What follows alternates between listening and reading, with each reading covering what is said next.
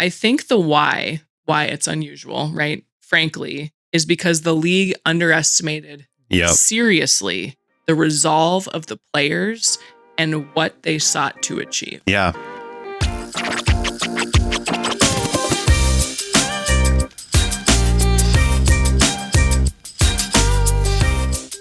Hi, I'm Caitlin.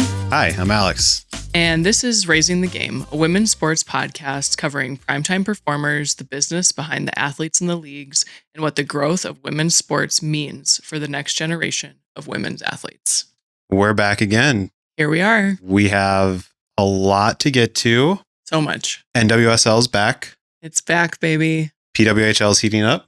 We're playoffs right around the corner. Yeah, and can the WNBA get out of its own way? And believe it or not, we still don't have a CBA. It is 8:30 p.m. on Monday night. We thought on we the deadline day, official deadline day. We thought we might last week. We didn't. And we didn't. We're going to get into all of that. Yeah, we're going to talk about it. All of that. But before we do, we have a couple of announcements and then we'll do favorite thing. Yeah. So a few of those announcements, we have women's college basketball brackets are out there. We are planning to fill one out and we will be posting our brackets, maybe having a little competition here on the pod before Wednesday. Yeah. Because that's when games start for the women's tournament. Yeah, absolutely. So we've got some play-in games. The first 4 games start on Wednesday. And then we'll really get into the meat of the tournament. I think we'll comment a little bit on it at the end here, but without really knowing like how those games play out, it's hard to tell y'all which ones to go watch right now. Just go watch them all. This is like one of my favorite weekends of the NCAA tournament because there's just basketball on all the time. Right.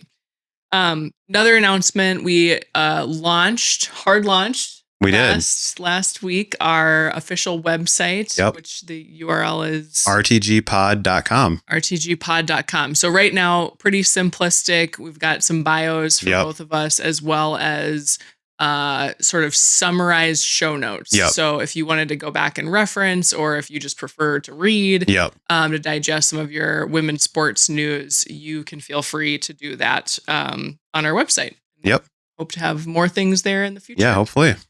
And then final thing that we have for you coming here at the end of the month, we will be releasing on our normal release day, but a special episode focused on the history of women's sports. So we chose, couple pioneers that we wanted to focus on. We're going to take you through a little bit of that journey, really talk about the impact and influence that these 7 or 8 women had on where we are now. And then we hope to actually do a deeper dive on each of them in coming episodes. Yeah, so absolutely. All right. Let's do it. Favorite thing? NWSL is back. We didn't forget it this week. We didn't. We got it. Our favorite thing is that we actually got in a favorite thing without forgetting it. For me, it was, we had soccer on all weekend. It was really fun. I think the notes I wrote down were fire, fans, and flair. Fire mostly from the perspective of like, you could tell the players were like excited to be back on the pitch. Fans, we're going to talk about the attendance that happened at these games. But fans were pumped up. You could tell people were interested. I'd be interested to see viewership numbers too, given that the NWSL has like a stronger sort of broadcast media rights network than like the PWHL, for instance, which is also in season right now. And then flair, there were some really awesome goals. There were some really awesome saves. There was some it was amazing. There was a lot of goal scoring. So happy to see those games. I mean, my favorite thing was going to be on NWSL too. I think it was really fun to watch Sophia Wilson come back and get in off the bench. Gigi's mom. Yeah, and that was what my favorite thing was, is that they kept calling her Gigi's mom. But like Gigi's mom's playing now. Like Gigi's mom's in. So I thought that was really fun. I love it. It's so, and we're going to talk a little later about kind of what the season looked like just after the first weekend and some of the stuff that we're excited as the season goes on. But NWSL is back, baby. All right, should we dive into these headlines? Let's hit them. And just so viewers are clear, we're skipping over some of the things that we'll end up talking about in deeper depth after we get through top headlines. Right. PWHL lands national broadcast on ION of the March 28th takeover tour game between New York Sirens and Montreal Victoire in Detroit, Michigan. We're going to talk a little bit more about this later, but just the momentum here since the Olympics has been off the charts. Yep. We're going to talk about Detroit later too in our PWHL We sure segment. are. ESPN reports a record 3.9 billion minutes of NCAA women's basketball viewed this season, making it the most viewed season in almost 20 years. And another fun fact from that was that there were 20 games with over 500,000 average viewers too, which was a record for women's college basketball. Denver Summit announces over 50,000 tickets have been sold for March 28th home opener. So the fans don't stop there. So Empower Field at Mile High Stadium in Denver, I think has a seating capacity of about 76,000. Oh. And now they're like, can we fill it? Can we fill it? Can we get it? Can we fill it? That would be amazing. We will see. We're about two weeks away. There. So we'll keep our eyes on that. In U.S. Women's National Team Soccer abroad, Alyssa Thompson wins League's Cup with Chelsea. Lindsay Heaps and Lily Johannes lift French Cup with Olympique Lyonnais. Mm-hmm. Yeah. So national team stars pulling abroad. I've got to add one other thing here. I think it was a late ad from me, but in addition to pulling trophies, U.S. national team stars who are abroad are pulling bags because Katarina Macario, that's right, forward for the U.S. women's national team, just signed an $8 million 5-year contract with the NWSL's San Diego Wave today, making her now the highest paid women's footballer in the world. Yeah. So what's great about this, and we'll talk about it, is as these deals keep getting bigger, these teams have to keep competing they have to keep for up. The talent, right? And so Trinity's deal that we talked a lot about now raises the stock of other players like Macario, like others who are coming back. So super exciting news. We knew that Kat was looking to find kind of her home and knew that it was likely she'd come back home. I'm really excited to see her land. Yeah, that'll be fun. NWSL. World number 1 Arina Sabalenka outlasts number 2 Elena Rybakina to capture elusive Indian Wells Championship, her second title of 2026 and 10th WTA 1000 trophy. Oh, yeah. Oksana Masters earns 4 gold medals and 1 bronze at 2026 Paralympic Games, adding to her impressive 24 total Paralympic medals. I wish we could go into her whole backstory that you were telling me earlier this week. Yeah, it's just wild. We're not going to, but if you have a chance to go learn about her story, do it. It's both heartbreaking and inspiring at the same time. But she is got to be for sure the best Olympian ever, if not one of the top medal earners of all athletes, right? What's interesting, just kind of doing a little bit of a wrap up on the Paralympics, if we go back to Oksana Masters, 14 of her 24 total medals are gold, by the way. So over half of her medals are gold medals. She's, hands down the most decorated U.S. Paralympian. She would have ranked 6th amongst countries. Oh, wow. In this last Olympics for gold medals. That's wild. Yes. And then just rounding it out, a little overview on the overall Paralympic kind of medal totals. So China, I was looking this up, and China stomped the competition. They had 44 medals. 15 of those were gold. The U.S. was a distant but solid second with 24 medals, 13 of which were gold. So proportionately, the Americans did better from a gold medal perspective. But China they really ran away with it. From a medal perspective. So all right. Team USA has dominated competition so far in the FIBA Women's World Cup qualifiers in Puerto Rico, going 4-0 with 1 game to go. Yeah, I think by the time you hear this episode, they'll have played Spain, which is one of the other highest ranked team in their pool. So I'm interested to see how that goes tomorrow. It's been kind of embarrassing. They're averaging 98 points per game and winning by an average of 49 points per game. Yeah. So it's hard to say, assess their play and whatnot. They're obviously much better than their competition. And I mean, you look across the lineup and you're like, yeah, of course. Yeah. Like I saw a post online over the weekend of just a picture of Caitlin Clark, Paige Beckers, and Angel Reese getting ready to check into the game. And it was like, imagine being on the bench. You look over and you see this trio about to check into the game while you're playing, you're playing Chelsea Gray, Ryan Howard, and, Derica Hamby, right? Maybe we'll get a break. You can't, there's nothing you can do. Yeah. So, a bunch of the players are leading in some of the statistics there, but I think they've more or less, they're the team to beat come World Cup time in September. 100%. NCAA Women's Ice Hockey Frozen Four is set to feature Ohio State versus Northeastern and Wisconsin versus Penn State on Friday evening. And Northeastern upset the Minnesota Golden Gophers. A little shocking. Yeah, very shocking there. I predict that we are going to see a WCHA championship rematch for the national title between Wisconsin and Ohio State.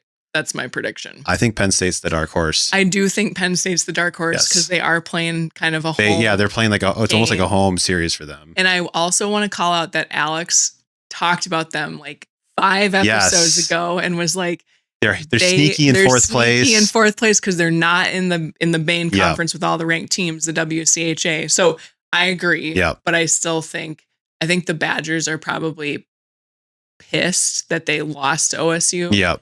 And they're going to take care of business against 100%. So college gymnastics heads into conference tournament weekend with 4 teams from the SEC ranked in the top 5 nationally, with UCLA sitting in 5th.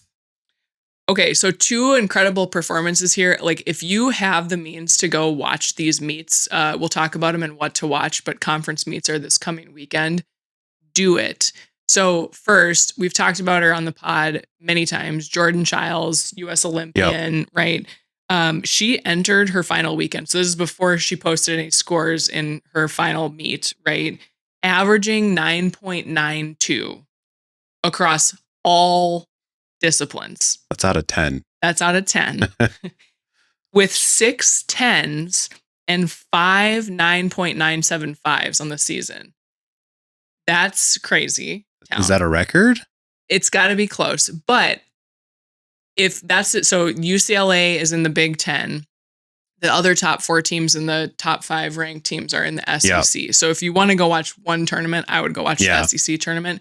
I saw that over the weekend, LSU's Kaylin Chiao, I think, posted, she did 3 events. She posted 10s on all 3 in one meet. Holy smokes. And I saw her a couple weekends ago score a 10 on beam. She's like, it's unreal. That's crazy. It's so good. So you get a chance to watch. I'm getting a little ahead of ourselves and what to watch, but I'm excited. It's like end of season time for college. You're getting to playoff pushes and whatever. Yeah, we have a ton of kind of end of season things happening right away here. Right. Sephora announced as top sponsor for F1 Academy, the women's racing circuit. Yeah, so this is cool. This adds to their partnership portfolio, already containing Unrivaled. We saw a lot of Sephora. We watched Unrivaled. The WNBA's Toronto Tempo and the Golden State Valkyries are also teams that Sephora sponsors, as well as Athletes Unlimited Softball League. So I think it's cool to continue to see these sponsorship or these brands, build sponsorship, and like women's sports fans, it's agnostic across sport, right? Yep. They know that there's reach across many, many disciplines. Absolutely. So, love to see it. All right. Before we start this WNBA CBA update, I think we have to let out a long sigh. Because what is happening? Oh, well, we're going to get into it. Okay. Nothing is, or a lot. But no outcome. No result. So we're gonna ground ourselves just in a little bit of an update on the last 2 weeks. We chose not to go deep on this last week because we thought maybe there'd be a deal. Silly us. Yeah. So 2 weeks ago, the Unrivaled playoffs were happening. Right? There was the semifinals on Monday, the final on Wednesday, and in the midst of that, you have players from the executive committee for the Players Association playing in that tournament, right? You've got Brianna Stewart, you've got Kelsey Plum, you've got Nafisa Collier, there, right? Who's there.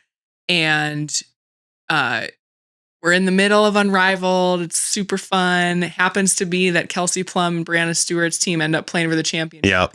And the day before the championship, a letter that the two of them apparently authored together is leaked, saying that they have serious concerns with how the union leadership is handling the negotiations. They want to see they feel like it hasn't been transparent. This came a week after we had a letter sent by players' agents to the union saying you're not being transparent, blah, blah, blah. And so all of a sudden you're like, wait, what is this? Here, right.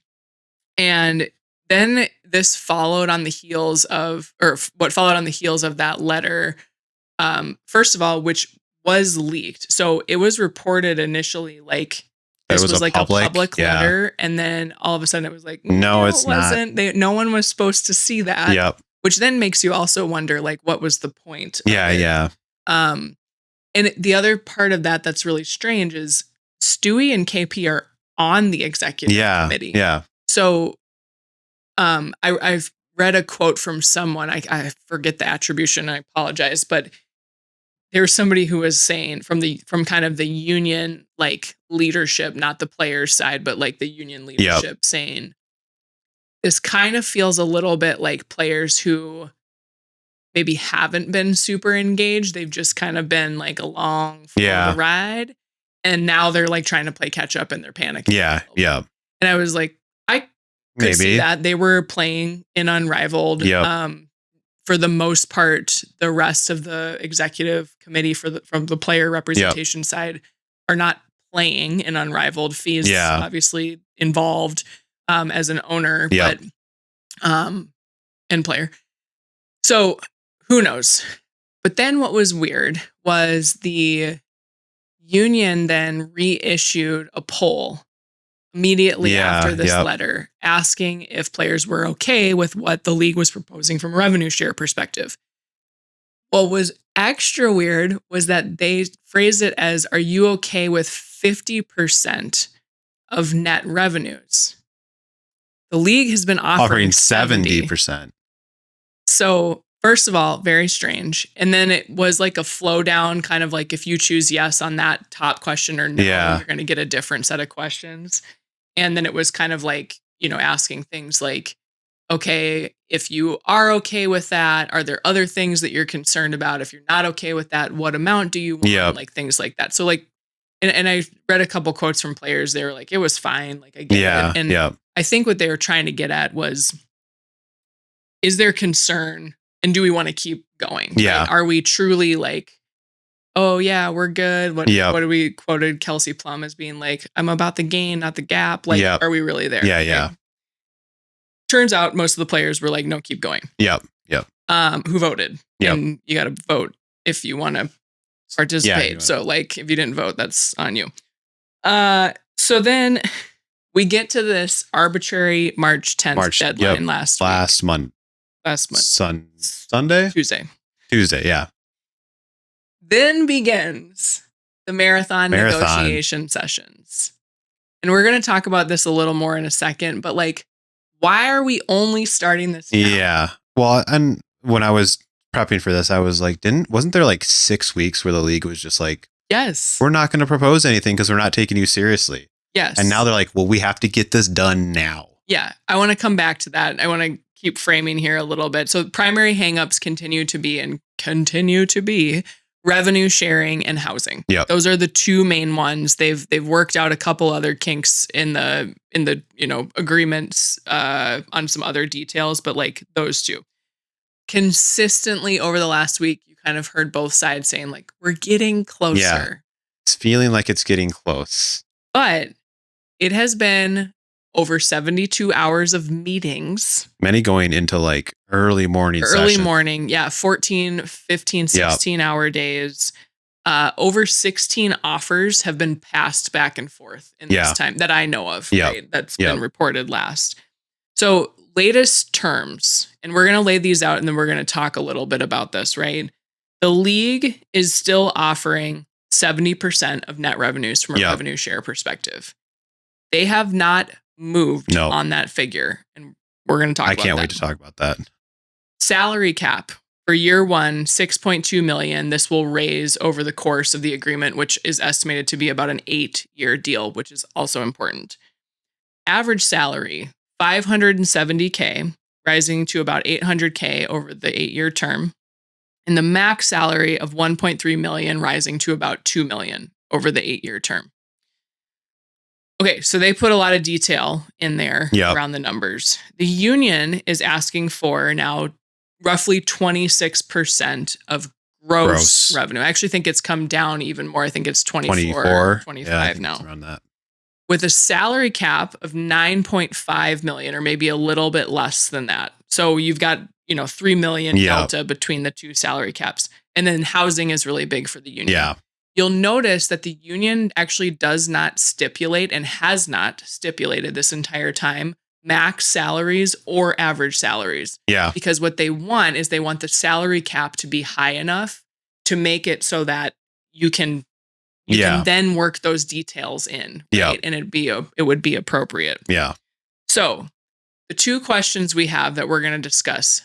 Why did it take so long for the league to be have a sense of urgency around this? All of a sudden it needs to happen now. And then the second question we're going to discuss is, why are they so insistent on the 70% of net revenues? That has seemed that's befuddled us the entire time, because they've conceded on a ton of other stuff. Yeah.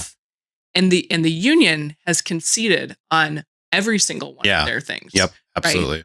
Right? They were at 40% of gross revenues when this began, believe it or not. Yep. I thought that was 30 when they started, and then I was looking back, I was like, oh no, it was 40. Right. And so let's get into it, because I'm really excited to have this discussion. So let's talk about the urgency piece first. They're pressing for this handshake deal today. Basically, Kathy Engelbert last Friday, the commissioner of the WNBA, was like, if we don't have a deal by Monday, things are probably going to get pushed, right? And it's like, okay, Alex mentioned this already, but there was a period of time back at the end of 2025 where the union put forth an offer that the W sat on for 6 weeks and didn't respond to, didn't respond at all. Right? Yeah. And then they finally had that meeting. I think it was early February at some point in there. And they showed up with nothing in hand. Yeah, because they didn't think it was the first offer was serious. Well, I don't think they thought any of it was serious. I think what I really am thinking is I think they thought if they just sat on things for a while, that the players would eventually capitulate or something. Yes. But they didn't realize that it would also possibly hurt them in the long run too. Yes. So I have this really great quote. This was reported by Jessica Powell, who has become one of our gurus of watching the news on this. She's one of the Jackie Powell. Oh, Jackie Powell, excuse me. Camped out outside headquarters. Her and Alexa Philippou from ESPN is also there. Jackie Powell is the host of the 9 Sports podcast. She's written for women's basketball for a variety of sports outlets, but she said that the Players Association's outside counsel, Deb Willig, who's done union labor negotiations for 50 years, she said that this has been a highly unusual negotiation was the word she used. And the quote goes like this, y'all. I think the why it's unusual, right? Frankly, is because the league underestimated seriously the resolve of the players and what they sought to achieve. Yeah. Yeah, I saw that too. And I was like, I think they did. Yeah. I really think they did. I think they did too. And to add to that, I've seen a few interviews of I saw one of a lawyer who kind of broke down some of the the contracting pieces of this. But there's been some other, pundit social media heads saying that 8-year time frame is actually really critical in this. And you've been talking about this, and it's saying like, could we cut a short, maybe a smaller deal and like, see how it goes? But that 8 years is huge when it comes to these negotiations. Because these women right now are now negotiating contracts for young women who are currently in high school. Right. One of the big sticking points was rookie contracts and how those are structured and things like that, because rookies get paid jack in the WNBA. The other thing that's really important is they are looking to the monumental CBA and pay equity deals signed by the U.S. Women's National Team and the NWSL. And they're saying, we've got to continue that charge for women's sports as a whole, right? The third thing that is mind-blowing to me is we've talked to y'all before about how the WNBA's ownership group is comprised of 42% NBA owners, 42% WNBA owners, and 16% of an outside investment, which sometimes, y'all, they are sitting in all three of those chairs. There can be one owner that is an owner of an NBA team and a WNBA team and is part of this private equity capital raise that they had to do back in 2022. And so I just saw today that the NBA is planning to announce, the NBA now is planning to announce 2 expansion teams. I saw that. The buy-in bid for those teams, $7 to $10 billion each. So you cannot tell me that these people are not raking in the dough. 100%. And so for the players to stand on business, as they like to say, 10 toes down and say, pay us what you owe us, feels very legit now. And we go back to when we started talking about all this. They're seeing the growth, and the thing they want to protect against the most, besides obviously these extremely rich people who are sitting in all three of those, whatever, that's a big point of it. But like, they're seeing this explosive growth. They don't want to be left behind and saying like, we could double our attendance next year and see no extra money from that if we go with what the WNBA is proposing here. Exactly.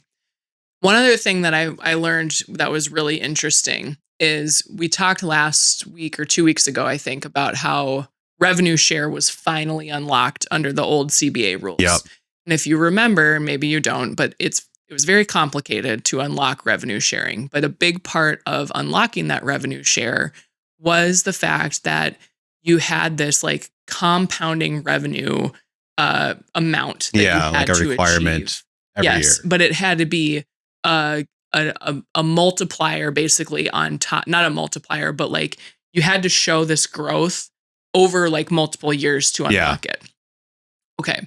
They unlocked revenue sharing, which means that they had to have shown the growth over multiple years. Okay.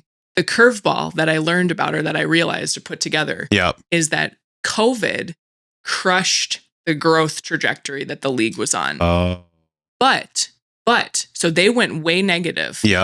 But that means that every year since COVID, they have crushed their revenue target, because they've had to be able to show over that time block a certain amount of revenue increase each year. And so the players, again, 10 toes down, ladies, you can do it. Yes, absolutely. And we actually have found, and we have uncovered evidence that this is true, because there was a huge hole created by COVID. And in order to dig out of that hole, they had to have repeated years of growth, of over 20% growth, mind you, based on how that was structured, in order to unlock the revenue share that they finally unlocked last year. So it's likely that had COVID not happened, that revenue share actually would have gotten unlocked a couple of years ago. Yeah, maybe in 2021. Right. So that 10 toes down. That's I didn't even think about that, how that would have compressed that, and then it hit me in the head today. Which means their last year numbers had to be massive in order for that to happen. I really want to talk about, we had a drive to your parents and a drive back, about an hour. where we discussed this the entire time. Yeah. And we tried to give a lot of like, let's consider the league as having positive intent here of some sort. Why are they so stuck on net revenue? We really tried. We tried to give the benefit of the doubt so many times. And what we really came down to is it's about control. Mm-hmm. They get to control the definition of that number. And they get to say, oh yeah, we had all these expenses. Oh, and there's some miscellaneous stuff over here we had to pay for, which could have been this, or we're paying double the rent an NBA team might be playing. It's a made up number. Don't quote me on that. But because these team owners sit in the arena ownership sometimes and things like that, like you said, there's all these little expenses that they can kind of pull levers on and totally skew that net revenue number versus the gross is just always the gross. Right. And it's just all about control, essentially, is what we came up with. Right. I think you said like the players are basically saying, we get to the revenue, the gross revenue number, and you're going to pay us first. Yep. Right. Before you go down the line. And the league is saying, you're an expense. Yeah. Yep. And like, I am a business operator in my day job. I run a P&L, like that is part of what I do for work. So I understand how this works, but I even ran through an example with Alex of like what my P&L looks like. Now it's different. I work in a different industry. But the only thing that we could really come up with is there's some cushion that's created by not letting them in on gross revenue. And again, we now know, like, you cannot tell me that they are not generating growth on the top line. Yeah. So if, depending on how you're managing your business really poorly, if your expenses are continuing to outstrip significant growth, like that, you should get fired. Yeah. Like anybody else would get fired if your expenses were exceeding and you were walking away where you're worried about protecting them. Yeah. So, I find it like just really fascinating that they are just so fixated on that. And I do think that the moment they concede, the other thing that we've talked about too is like, why not give so there's been calculations done that the 70% on net is about 15% on gross. Yep. Okay, well, why not concede so that it's more than 15% on gross, right? Yeah. But at the same time, I talk myself out of that argument because of what I just said. Like, I think players should be looked at. They do it in the NBA. It's called basketball related income. Like that gets distributed across the players before the owners take their cut, right? Because they're the product. Yeah. You don't have the revenue. Yeah, you don't have it if you don't have them. The players. So we just want to see a deal. Yeah. I going back to the conversation we had this weekend, it was so ridiculous to me that every time we tried to give benefit of the doubt, it just came back to like, this is just about control and it's about power. How can they continue to hold on power? I think what they had to be careful for, there was a small blip in the research that I looked at that said, I think in the 70s, maybe it was the early 70s or early 2000s, there was at some point where the NBA actually had to open up their book to a third party. Oh, it was an audit. They got audited by like the FCC or SEC, excuse me. And FCC. so wrong one. You would think that the WNBA might be worried about that, but on the other side, I could see where they're like, we're a business. We're going to wait until the audit comes until we have to change what we're doing, right? Like get as much as we can out of it now, and then we'll go from there. Right. Yeah. As we've said, and as I think we've seen a lot of players say too, like if you open the books and we are completely wrong, we're willing to own that. Yeah. So anyways, we'll see potentially, and we've said this before on this podcast, but by the time you hear this, there is a CBA. There might be a deal. We just don't know. All right. Should we move on from that? Yes. Maybe we won't be talking CBA much longer. I said that last week too, I think. I don't know. All right. Let's get to your favorite Ayo. NWSL opening weekend is back. All right. We promised we're not going to do this every week, but I am going to run through kind of the results from the weekend. Yeah. It's exciting, sets the stage. We can talk about some of our favorite games or plays or whatever. So what's really cool is we had competitive games across the whole weekend. So all but one game was a 1-goal game. Yep. We started on Friday night, season opener between the Portland Thorns and the Washington Spirit, two of the marquee clubs in the NWSL.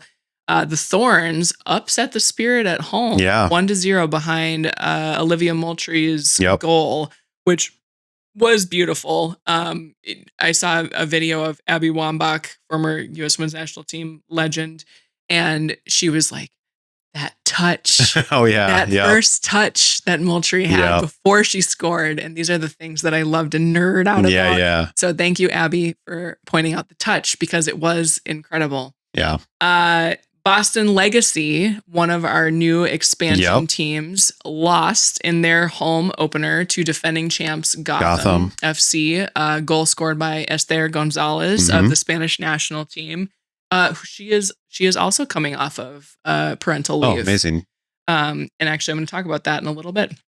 Bay FC beats debutantes Denver Summit 2-1 in San Francisco. Worth noting that both Boston and Denver had players sent off on reds. Inaugural games. So the fact that they both only lost by 1 is actually passionate. Pretty passionate. Fired? Yeah, you said fire. Yes. Kansas City Current looked strong in a 2-1 win over Utah. Goals from their recent signings of Croy Bethune and Ali Sentnor. We've gushed about on this before. Last week or 2 weeks ago. North Carolina Courage top racing Louisville 2-1 behind a brace from Ashley Sanchez, a name we have not talked about much or heard about much lately. She used to be in the national team rotation. I think my original note on this was question mark. And who is this? She's got a little bit of flair. She actually had, you can go look it up. She had like a really cool, like lobbed shot goal that just beat the keeper over the fingertips right under the crossbar. I don't know if she meant to do it, but you just count it. It's like a bank shot in basketball. San Diego Wave drops their home opener 1-0 to the Houston Dash. They will love having Kat McCartney join their ranks because they are very depleted, folks. They lost a lot of people in the offseason. They were kind of depleted last year, weren't they? A little bit. They're struggling. But they did have Ludmila, right, join their ranks. And we saw one of the most epic saves by Jane Campbell of the Houston Dash on Ludmila. It was unreal. I remember Ludmila was like walking away. She just Campbell just like shot a hand out. And you didn't think she was going to get there. So that was pretty cool to see. Barbara Banda returns from the short-term injury list, and she scored a goal. But it was not enough for Orlando to top the Seattle Reign, who won 2-1.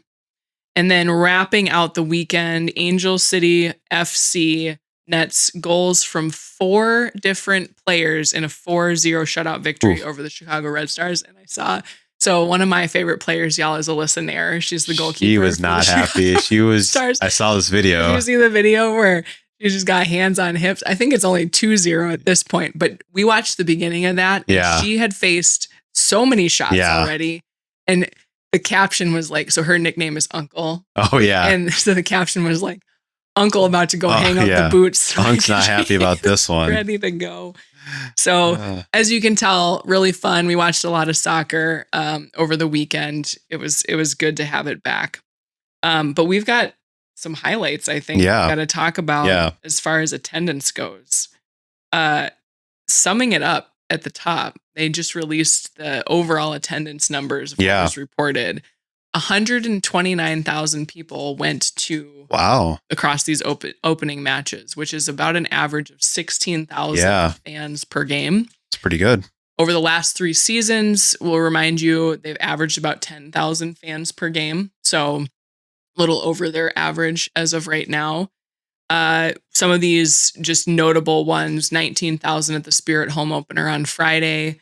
Actually, the only game that was below 10,000 from a attendance perspective was North Carolina Courage, but that was a capacity crowd for the venue. So that was almost 8,200. And then Boston Legacy plays in Gillette Stadium where the Patriots play. They had 30,000 plus at their home opener. And then we've obviously talked about how Denver's selling a ton. Selling a ton. So that is super cool to see. It'll be really interesting. I feel like overall, this is the sense I get. I'm curious your thoughts on this.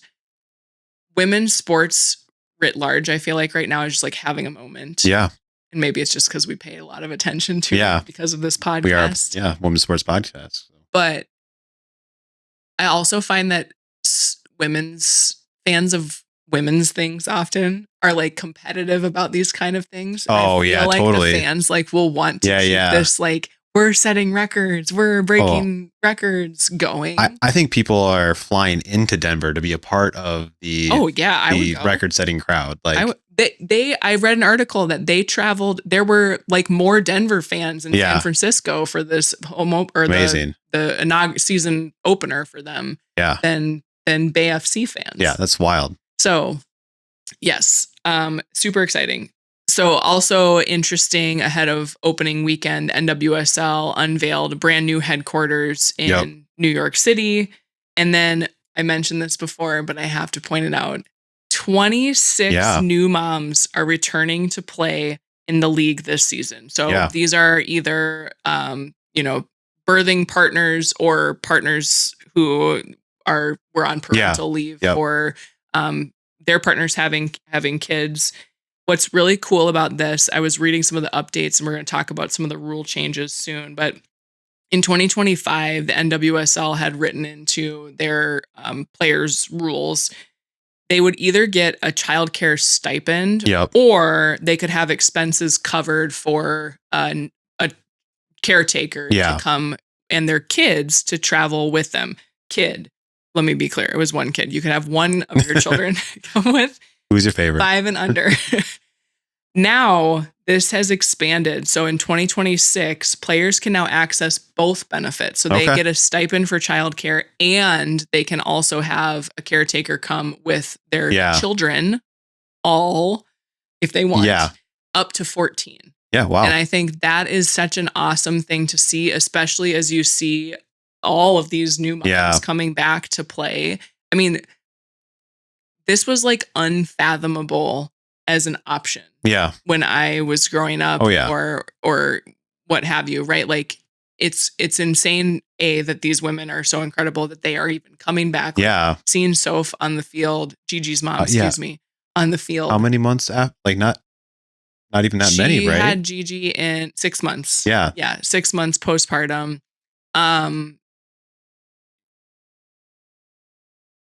I could talk a lot about what happens to the body, right? Yes. I assume many of our listeners are also maybe women and probably have kids, maybe, so they know. The fact that they're coming back, like, women are amazing. 100%. And then you also like layer in the fact that you have so many of them who have partners who do want to start families. Maybe they're not going to be the birthing partner, but like they're allowed to have that time and have that support and have their kids with them. It's incredible. So, I mean, I was sitting there thinking, you're a player in the WNBA and you're looking at what the NWSL has, and they've been around half as long. You're like, we want that. We want it to be just like that. Like, and I hope people like the PWHL are also taking notes. Like, this is what we need to strive for in the future. Yeah, I do think, and I think they had some interviews with NWSL Commissioner Jessica Berman over the weekend, and I do think she was just re-signed to a 3-year deal last fall, and so I think she really aims for wanting to be that precedent-setting league, not only in football, but across sports. And frankly, right now, I think they have the right formula to be doing that.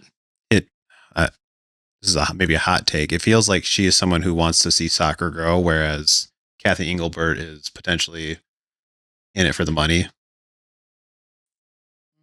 Yep. I disagree on that. Yep. All right. So one thing that we're going to be looking out for are some of the rule changes that have been announced. And we're talking in-game rules. We're not going to talk about how their CBA adjusts this year or anything like that right now. We've had enough of CBAs, to be honest. So one really big one that's coming out that's effective immediately in this season is this concept called goalkeeper timeouts. Yeah. Essentially, when goalkeepers get hurt because they are a unique position, right, and you can't restart play without the goalkeeper in the game. Yep. They have essentially started to function as timeouts. Yeah. And so there's a rule now where the teams are not allowed to congregate by the touch line, the technical area with their teams while a goalkeeper is hurt. Yep. They are allowed to gather together on the field, but they have to stay in the middle of the field on their side of the half. Okay. And so this is just one way, and I'm gonna go into some of the changes that'll go into effect in July ahead of the Men's World Cup to mitigate time wasting, which is not as big of an issue in the women's game as it is in the men's game. The men's game, it's like 80 minutes plus, the goalkeeper's going to get hurt. Yeah. It's kind of 100%. A given. Yes. If you get like tapped, you're falling down type of thing. And so they're really trying to emphasize, and I know as a coach, talking with some of my other coach friends, like they're really excited about these changes, even to trickle down to the high school level, the youth level, competitive, obviously. So a couple of those other changes so the goal here, first of all, let's zoom out, is for us to watch more soccer, right? For us to be able to see more football happening and to take out some of the gamesmanship that happens. Now, you can make the argument that like sometimes that's what makes it fun. But if you have ever watched a soccer match and like there's so many stoppages because players are just flopping for injury or they're, whatever, it gets frustrating. Yeah. So starting on July 1st, on throw-ins and on goal kicks, there's a 5-second countdown. So what that means is as soon as the ball goes out of bounds, you have 5 seconds to get that ball back into play, or it's a turnover. And so on a throw, that would mean that the other team gets to throw the ball in. On a goal kick, it becomes a corner kick. Ooh. So goalkeepers are also, speaking as one, right, notorious for kind of killing time. I'm going to adjust my shin guards, right? Let me restrap my gloves. Like, you can't do that. I'm assuming this is kind of like they do in basketball where the referees are given like a visual signal of they're the time. Supposed to. Okay. Yes. And I think we'll see that more as we watch, because there's some other rules around, like when a goalie makes a save, they have, I think it's 8 seconds to get the ball off their hands. Yeah. Right. Another one that's going to change: substitutes must leave the pitch within 10 seconds. If they take longer, the player coming in for the substituted player cannot enter the game until the first stoppage of play after a minute has passed. So if you've also watched soccer, you know that it can take a while for the ball to go out of bounds. And so it really impresses upon these players, right, to get off the field. I like this one because you always, we go back to like the men's game kind of, they take their sweet time. Clap longest route, clap to all the other players on the other team as I go off to. Exactly. And like keep the game moving. All right. Another one here: when play is stopped for injury assessment on an outfield player, so not a goalkeeper, the injured player must leave and remain off the pitch for at least 1 minute once play restarts. So that helps us kind of make sure that players aren't just going down. Yeah, going down to go down. And then the final one here is VAR, which is video assisted referee. Thank you. Can now check incorrect yellows, reds, yellows, cards given to the wrong player, and wrong corner decisions. Interesting. I think that's great. I think expanding the use of that is helpful, because I do think there are some critical things. I mean, if you think about a wrong card, like that's not a person has to adjust their play significantly. Yeah, exactly. Or could get kicked out of the game. Yeah. Right. So it'll be interesting to watch how these impact the game. again, as we're viewers of both men's and women's soccer, I don't think we're going to notice it as much on the women's side as we do on the men's. But have they started like, because I thought I heard in one game that one of the announcers said the ref was going to start the countdown. That was on the goalkeeper. I was on the goalkeeper. Okay. On a save. Okay. So that is a rule that's already in effect. That they're supposed to visually show to the goalkeeper that they are counting. Yeah. So the goalkeeper doesn't hold on to the ball for too long. All right. Wrapping up our NWSL segment here. We're going to talk about the momentum. Yeah, the momentum. I mean, this was kind of my big thing this week, is just seeing all of, like we talked about earlier, all of the games that we're seeing, 30,000 in Boston. We have the 50,000 in Denver. We had no game under 10,000. It is just, it's kind of crazy seeing all of this energy, especially in a game, I think, that Americans haven't really hooked onto until I think recently. Yeah. So I think the biggest thing here is it really feels like the NWSL did their homework, kind of like how we talked about with the PWHL is doing this takeover series. They've really done their homework and found the right cities to break into. And I think it's their homework, like the work they've put into that has really shown. Yeah. Yeah. I mean, we already know about some of their expansion plans, right? Adding Denver and Boston this year brings them to 16 teams, but they've got plans to add the team in Atlanta starting in 2028. It's everything I'm reading. It's very likely that they're going to be announcing that Columbus is also going to be part of 2028. Something else that I read today is that they've moved to an ongoing assessment approach to expansion. So there's not a window people have to fall into to apply. They'll just assess. And Jessica Berman, again, the commissioner of the NWSL, was quoted as saying, "We've got dozens of people who are interested right now." Oh. And I'm like, must be nice to be able to choose. Yeah. But yeah, Columbus consistently, I think you said they seem to always host national team games. And I want to go back to our history of the NWSL last week. And we talked about how a lot of the league's success to this point came from two things as it started. It was the MLS affiliation. Yep. So again, having that infrastructure, potentially having some, shared expenses and things like that, right? And then it was the subsidies from the federations, which they don't do that anymore. But the Columbus and Atlanta both have men's teams currently. And so it got me looking where are there men's teams where there aren't women's teams? And I was like, Philly. I think Philly is a great sports town. I think they're looking at probably bringing a WNBA team there in the next couple years too. Nashville, I could see. And then I put Canada ? Because there are quite a few men's teams in Canada, but we don't have any Canadian NWSL teams. Yeah, now, you could be tapping a whole nother market. Now, what's interesting about that is Canada has their own women's soccer league. Do they merge? Oh, that would be interesting. Right? Yeah. That could be something worth exploring. And does it become this broader entity? Yeah. We've got the PWHL, the WNBA, men's leagues on both sides, MLB, all of them. Yeah. They're all inclusive of Canada. Yeah. And so I think it could be an interesting thing to explore. When you said Canada ? I was like, does she mean Minnesota? Because we're pretty close to Canada. I would love for Minnesota to be in the mix. And I think we are. I think we are probably one of those dozen, right? But I feel unless somebody is about to fork over, what's the buy-in fee now? 165 million, right? Was for the Atlanta team. So I don't know who's doing that. Yeah. Maybe A-Rod might, maybe. Yeah.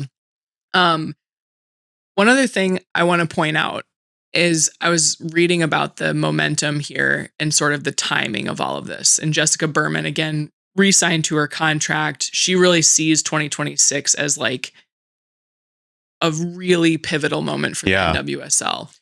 And here's why. So we've talked in past episodes about how the NWSL in particular gained momentum after World Cups, right? 2015, 2019, when the U.S. women's national team won. We've also talked about how Olympics create momentum. And we've talked about how women's sports fans are kind of agnostic. They just like supporting women. And we're feeling that right now. Let me run this down for you. In 2027, we have the Women's World Cup in Brazil. In 2028, we have the Olympics in LA. So the NWSL has to be looking at that going, oh, we are going to have the world's eyes on us for soccer. Right. We also talked about how the women's field is expanding in that Olympics to 16 teams while the men's side contracts. Right.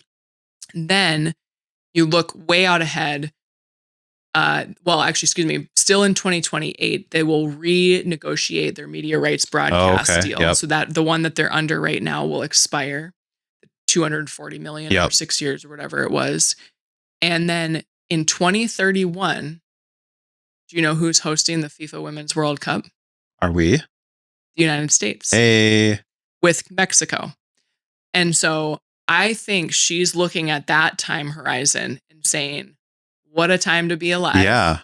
And we can capitalize on these periods of momentum from these other tournaments that are going to happen in those timeframes. I was also wondering if, I think there's probably a little bit to be said too about the women's Olympic hockey team.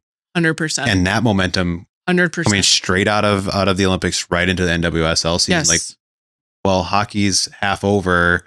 What are some other things we can get into for the summer? And like, here we are with NWSL. Yes, I think you're going to continue to see like that cycle. So exciting. Yes, very exciting. So much going on. We'll keep watching. We got a quick hit here on some PWHL standings and some games to watch. I think we're going to kind of level set here on what the standings are right now. We have Boston, Minnesota. This is in order: Montreal, Ottawa, Toronto, New York, Vancouver, and Seattle. We recently just the other day, had Minnesota pull into second place, tied with Montreal. I think they have tie break on the tie break. We have a tie break on them, actually. Oh, okay. We're in second place. Oh, fun. So the top four teams there that I just called out, we have Boston at 39 points, Minnesota at 36, Montreal at 36, and Ottawa at 28. And while we have those really good teams at the top there, I think the most interesting storyline here is at 4, 5, and 6. Totally. Because you have Ottawa at 28, Toronto at 28, and New York at 27. And they're all right around the same amount of games played. So there's going to be this kind of push from all of them. Every single game for them is going to matter. Boston, Minnesota, Montreal, they're kind of okay. They don't want to lose a lot of games, but these 4, 5, and 6 teams are going to be pushing hard to take that 4 spot. Sorry, I'll remind top 4 teams get into the playoffs. Yes. And so that's why this is going to be a big push. Yeah, I think so too. And another thing to add and remind our listeners about is the golden draft rule in the PWHL. Yep, that was my next. Yep. Sorry. That's a, no, you steal your thunder. No, you got the thunder.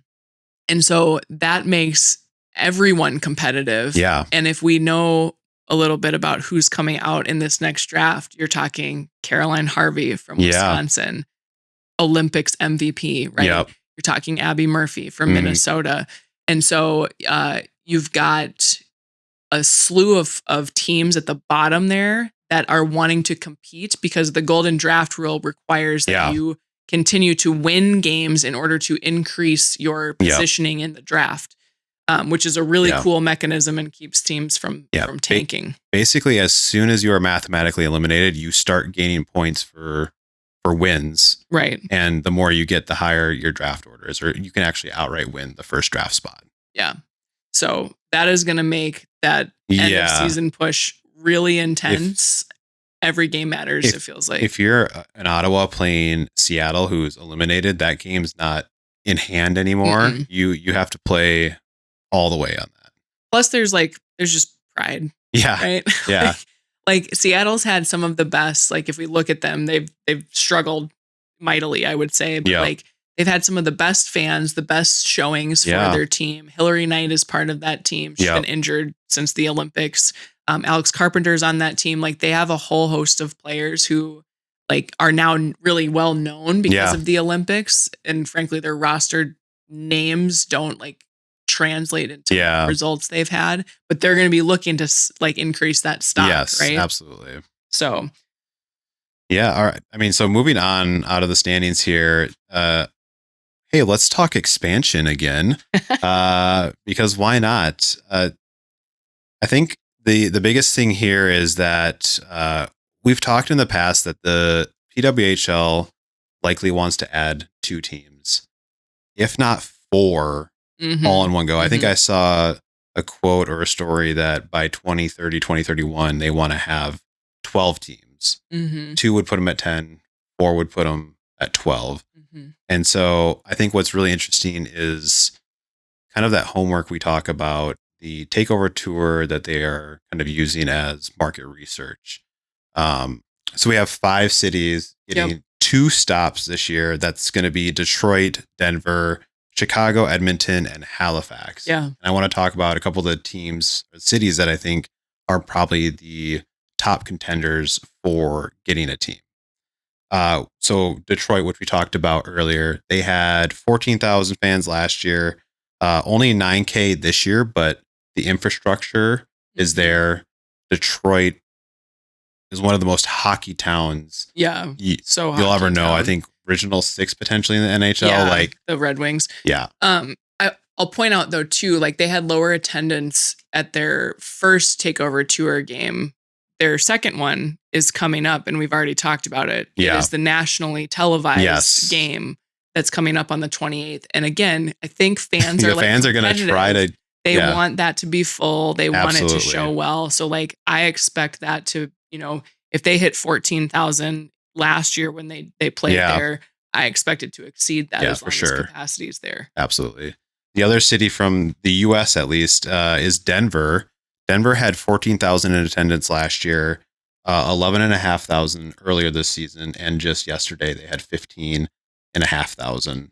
And that 11,500 was competing directly with the AFC Championship game at Mile High Stadium just down the road from Ball Arena. So, and it was bad weather because if you watch the football game, no one could see anything because of the snow. And they still pulled. They still pulled. So my point is they still pulled. And like we talked about earlier, women's sports fans, they just like sports. They like supporting women. Denver Summit has sold 50,000 tickets to their NWSL game. So I think you look at that as a PWHL league and you just go, this has got to be one of our next spots. So I think that's probably right.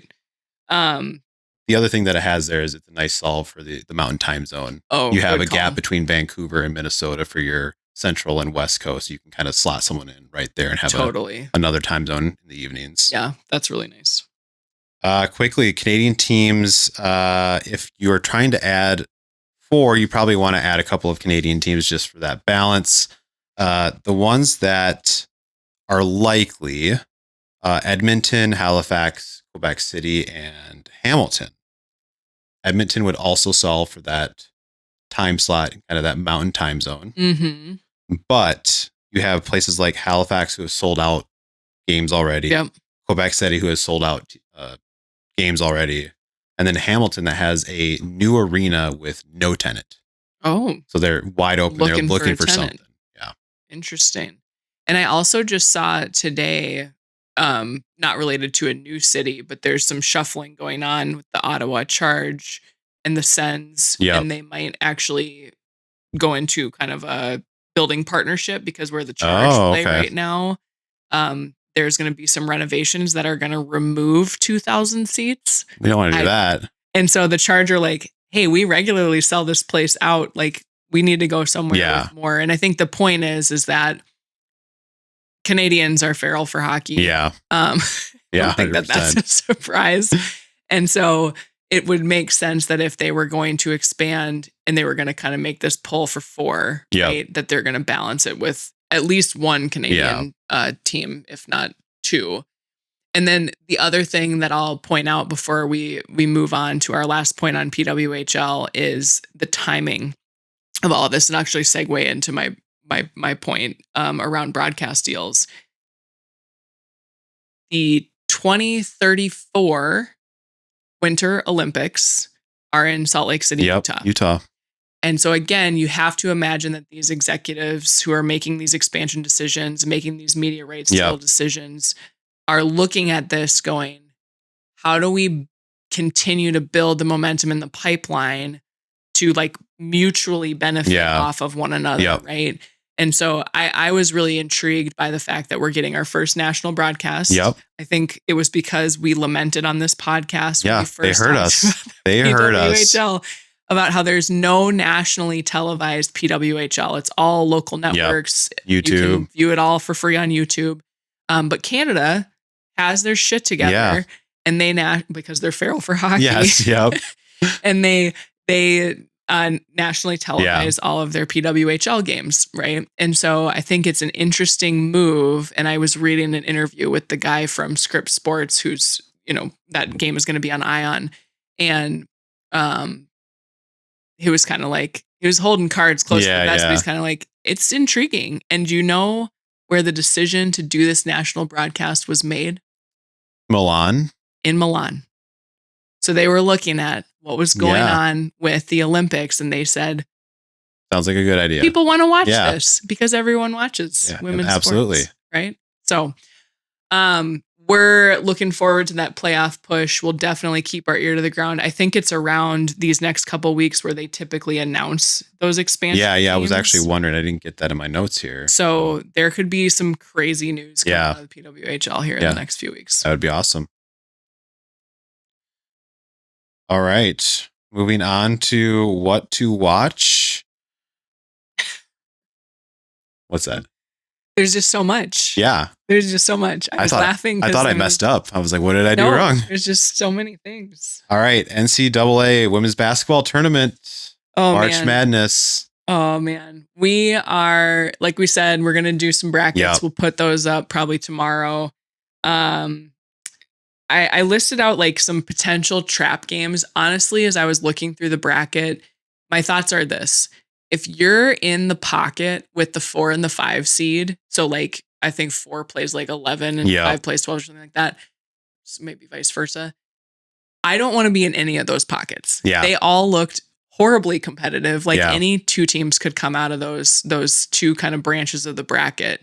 Now, once you do that, whoever comes out of that, if the one advances, you end up playing the one. And so like you're not earning yourself any fun, but they all looked horrible. Duke's in one of those. UNC's in one of those. It's just, that's going to be really interesting to watch. And I think has the highest upset potential. Outside of that, like as I look at the bracket, like I don't think the 1 seeds are going to have an issue advancing to the Sweet 16. I'd be really shocked if any of them lost before they get into the Sweet 16 and potentially the Elite 8. That's when it starts to get really interesting for those teams. There are some 2 seeds, though, that I was like, Iowa and Michigan, frankly, the 2 like Big Ten 2 seeds, I was like, ooh, I don't know. I don't know. You guys could have some spoiler alerts written all over your bracket. So I think LSU will be fine. They're another 2. I think Vanderbilt will be fine. They're another 2. But that was something that stood out to me for sure. What I would love is to see there's a potential crash course between Vanderbilt with Michaela Blakes and Hannah Hidalgo with Notre Dame. In I think what would end up being the Sweet 16. And like I think that they're just 2 of the top scorers in the game right now. Really, really good all around players. That'd be fun to watch. And then I do have to shout out our Minnesota Gophers are hosting around here this weekend. So they earned the 4 seed. I am scared for them. Because they have to play Green Bay. And Green Bay, I swear to goodness, y'all, I feel like for the last 4 years, I turn on this tournament and Green Bay is whooping somebody's rear end in the first round of the tournament. And it's the Gophers this time, and I'm just nervous. Hopefully not. Not this time. Hopefully not. So check out our brackets once we get them posted. We will check in on those week over week until the tournament's done. We've got Wednesday and Thursday are the play-in games. Okay. And then we're hitting every weekend until like April 5th. So it just goes from there. Moving on, we have NCAA women's hockey Frozen Four semifinals like we discussed earlier. We'll just go through these kind of quickly here. Ohio State versus Northeastern Friday at 3 p.m. Wisconsin versus Penn State Friday at 6:30 p.m. And then the final on Sunday at 3 p.m. on ESPN+. Nice. Real quick before we move on, we should mention that all of the women's college basketball games are on the ESPN suite of networks. Yep. PWHL, my bias is going to seem like it's showing here. I've highlighted a couple of games over the next week. First one, Ottawa at Minnesota. This is a big game. Wednesday at 6 p.m. This is a bigger game for Ottawa than it is for Minnesota. It's still important for Minnesota, but Ottawa, like we said, is in that fourth spot right now. They need these points, and Minnesota needs to protect that home ice advantage throughout the playoffs. Well, yeah, home ice advantage. What we should talk about too is if you do get to the 1 seed, you get to pick your opponent. Yeah. So like they're still playing for something. They are. Minnesota at Vancouver on Saturday. You might think Vancouver, they're not very good. Could be a trap game. It's late in the season. You don't want to give up points. Did you see the goal that Sarah Nurse scored over the weekend? I did not. She plays for the Golden Eyes, and go look her up. Look up Sarah Nurse, Vancouver Golden Eyes goal from the weekend. I don't even know what they call it in hockey anymore. Some kind of dangle. Yeah.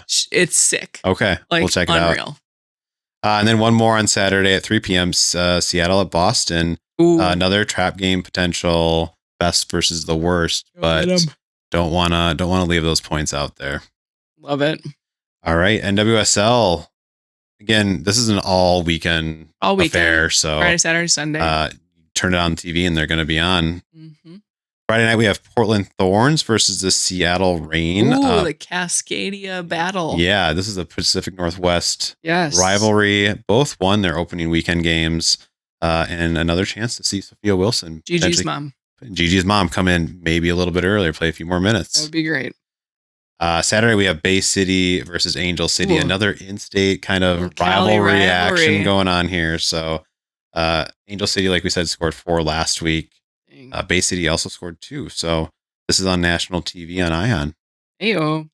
And then on Sunday, we've got Chicago Stars versus Kansas City Current on ESPN2 at 1 p.m. Amazing. We talked about earlier, Chicago got blanked by Angel City.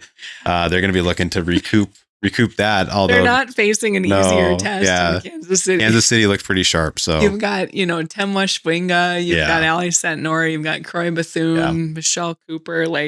We'll see what they can do. All right. Well, that's a battle of the Midwesties. Yes, it is. So, and we'll also be keeping our eye on the Chicago Red Stars for Mel Swanson's return. Speaking of moms returning to play. One other one I just want to add in there. I mentioned it in the headlines, but NCAA gymnastics conference tournaments are this weekend. They're all streaming on their kind of respective conference networks, so they're not nationally televised. SEC network, I would definitely check out the SEC tournament if you have time. The Big Ten, likely UCLA is going to run away with it. They've dominated that league or that conference, so far this year. That begins Friday night, and then the Big 12 and SEC start on Saturday. So you have no excuse to not watch women's sports this weekend. There's a lot of things happening. There's so many things you could be watching. All right. We made it. We are at the end here. Winners and losers. Losers are first. Oh my gosh. Do you want to go first or do you want me to? I can only imagine what I'm going to say. You can go first. How many times can I say some sort of combination of the WNBA, its fans, its players, the 100+ free agents that are trying to figure out what they're going to be doing. We didn't even talk about all next season. Stuff that has to happen before the season starts. We're gonna that's mine. I really hope we get off this recording and they've figured something out, or at least wake up and figure they've had something figured out. Yeah, that feels like a gimme, and I know we sound redundant, but like it does seem upsetting that it's dragged on the way it has. We've highlighted a lot of our grievances here today and in past episodes. So I think that's my loser too, just because I can't everywhere else feels good. Yeah, everything's feeling pretty good. Yeah, there's some things out there, but like I think that is probably the biggest sticking point, and I agree with you. I hope we see something the next couple days. I want to be able to respond to Kate, who keeps calling me from the links saying, "Can you buy season tickets?" And I'd say, sorry, Kate. I can't buy them until you have a season that is actually going to get played, Kate. I keep putting her off, and I'm like, we will. I need to know that there's going to be a season. Right. All right, winners. What do you got? Oh man.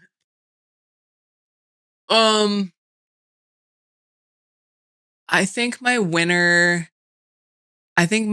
really is like, I loved hearing that little stat about all the moms coming back to play soccer. I think that's so incredible.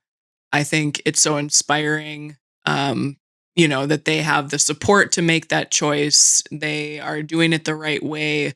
They're supported by the league with policies that actually allow them to, keep their families close. Yeah. And it just like makes me so happy as a mom. Again, like I said earlier in the episode, like that was having a kid essentially meant your career was over. Yeah. Not that long ago. Yep. So it's incredible to see these women do that and to be in a place where they're supported in doing it. Absolutely. Plus, I am never going to get tired of saying Gigi's mom on this podcast. I'm going to learn all the babies' We'll put a counter up next time. All right. Mine. Well, so I think number one is the PWHL. I'm so excited just for where that league's going and the excitement they're having with that game in Denver the other day. And that was so fun. Oh my gosh. That was an intense, you missed it, but the third period was. Yeah. I mean, it's so much. It's so fun. I love hockey so much. And I love seeing just how they're going to expand. They've got all these fans. It's just continues to grow. So I'm happy with that. Mm-hmm. I have a second winner and I want to make sure I get this right. Savy King. Oh, yes. Angel City defender. I forgot this. Returned to the pitch after an incident last May where she collapsed on the field. They had to do chest compressions. Yeah. Removed her via cart and oxygen mask. Transported to a hospital. Later had heart surgery and came back this past weekend. It was so emotional. Yeah. Like if you go see that video when she comes out, like again, fans knew what to do, like honor her and returning to the pitch. And then I saw her make one of the best timed sliding tackles I think I've ever seen, gosh. like sprinting full tilt back towards her own goal, beat by the forward, Jordan Heitema, who has legs like for days, by the way. And Savy King is not that tall. And she just timed it up perfectly, slid across, got that touch. And like, it was just kind of one of those moments where you're like, God, I love this. Perfect. I love these moments. Perfect story. Thank you for calling that out. That's a really incredible story. All right. I think that's all we got. I mean, I don't think we could have fit more. No, I don't think we could. I think that's a lot. All right. Well, we hope that you will join us again next week for more. Where can folks find us in between? rtgpod.com or rtg_pod on Threads, Instagram, and YouTube. Leave us comments, likes, and shares. All those things. All the good stuff. Appreciate you guys being here. Till next week. Bye. Bye.